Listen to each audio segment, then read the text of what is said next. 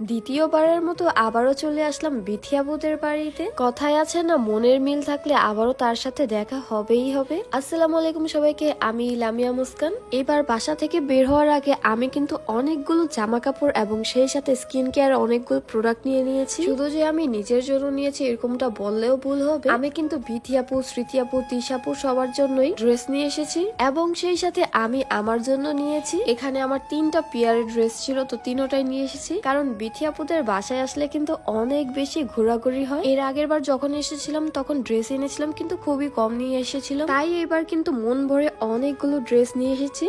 এরপর খুব তাড়াহুড়া করে প্যাকিংটা সেরে ফেললাম। আজকে কিন্তু অলরেডি আমার অনেক বেশি লেট হয়ে গিয়েছে। অবশ্য লেট হওয়ার একটাই কারণ ছিল, আর সেটা হচ্ছে ঘুম থেকে উঠে অনেক বেশি লেট করে মুখটা ধুয়েছি, এ থেকে ন্যাচারালি ব্রাইট হয়েছে। কিভাবে? আমি কিন্তু রেগুলারলি এই প্রিমিয়াম স্যাফরন সোপটা ফেসে অ্যাপ্লাই করে থাকি। এটা কিন্তু স্কিনের জন্য খুবই ভালো, বিশেষ করে স্কিনটাকে ন্যাচারালি ফর্সা করতে অনেক বেশি হেল্প করে থাকে। আর এই সোপটা কিন্তু রেগুলারলি ইউজ করলে আপনার পিম্পলও রিমুভ হয়ে যাবে ইনশাল্লাহ, এবং সেই সাথে স্কিনটা অনেক বেশি সফট এবং স্মুথ করবে। প্রথম ব্যবহারে কিন্তু আপনি আপনার ফেসের চেঞ্জেস গুলো দেখতেও পাবেন। মূলত আমি এই সাবানটি অর্ডার করেছি কাকলি বিজনেস শপ এই পেজ থেকে। বাই দ্য ওয়ে, এই হচ্ছে আমার ফেসটা ওয়াশ করার পরে রেজাল্ট। আলহামদুলিল্লাহ আমার ফেসটা কিন্তু দেখতে মাশাআল্লাহ অনেক সুন্দর লাগছে। আর এই স্যাফরনের তৈরি এই সাবানটা দেখতেও কিন্তু অনেক বেশি কিউট লাগে। বাই দ্য ওয়ে, আজকে কিন্তু অনেক কথা বলে ফেলেছি, এখন একটু তাড়াতাড়ি করে যাওয়া যাক। অলরেডি ব্যাগ গোছাতে এবং রেডি হতে হতেই আমার অনেক বেশি লেট হয়ে যায়। কোথাও যাওয়ার আগে যদি টাইম মতো না বের হওয়া যায় তাহলে কিন্তু খুব বেশি সমস্যায় পড়ে যায়। আর সেই সাথে ঢাকা থেকে রাজশাহীর দূরত্বও কিন্তু কম না। তোমরাই দেখো আজকে আমরা কি পরিমাণে লাগেজ নিয়েছি।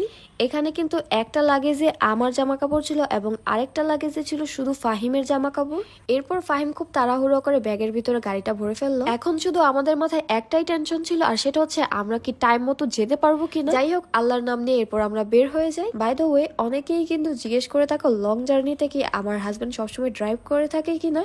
Well, most of the time কিন্তু আমার হাজবেন্ডই এগুলো ড্রাইভ করে থাকে। আর আজকে কিন্তু তিশা আপুকে অর্থাৎ বক্সার আপুকেও সাথে করে নিয়ে যেতে হবে, তো এই জন্য সবার আগে আমরা তিশা আপুকে রিসিভ করতে যাই। তবে সেখানে যাওয়ার আগে এতই জ্যাম পড়ে যে সকাল থেকে রাত হয়ে যায়, আর এই কারণে আজকে আমাদের অনেক বেশি ক্ষুধা লেগে যায়। তাই সেখানে যাওয়ার আগে আমরা আগে বিরিয়ানি খেয়ে যাই। ঢাকার জ্যাম বলে কথা, সময় তো লাগবে, এটাই স্বাভাবিক। এরপর রাতের বেলা ফাইনালি তৃষা আপুকে রিসিভ করতে যাওয়া হয়। আর তৃষা আপু এখানে এসেই কিন্তু একটা সেই লেভেলের ঘুম দেয়। বেচারি আজকে অনেকক্ষণ ধরে ওয়েট করছিল আমাদের জন্য। যাই হোক, এরপর আমরা সবাই মিলে আবারও আরেকবার ব্রেক দেই। যেহেতু আজকে ড্রাইভার সাহেবটা আমাদের নিজেরই লোক ছিল, তাই যখন খুশি তখনই কিন্তু ব্রেক দিচ্ছিলাম। এরপর ফাইনালি আমরা রাজশাহীতে পৌঁছে যাই ঠিকঠাক ভাবে, আলহামদুলিল্লাহ। আর এখানে এসেই দেখি বিথি আপু অলরেডি আমাদের জন্য রান্না বান্না কমপ্লিট করে ফেলেছে। আজকে বিথি আপু কিন্তু আমাদের জন্য রাজশাহীর বিখ্যাত আলু ঘাটি, বেগুনের ভর্তা এবং সেই সাথে উঝুরি রান্না করেছে। যাই হোক, আজ এই পর্যন্তই। সবাই ভালো থাকবেন, সুস্থ থাকবেন, আর আমাদের জন্য বেশি বেশি দোয়া করবেন। আল্লাহ হাফেজ।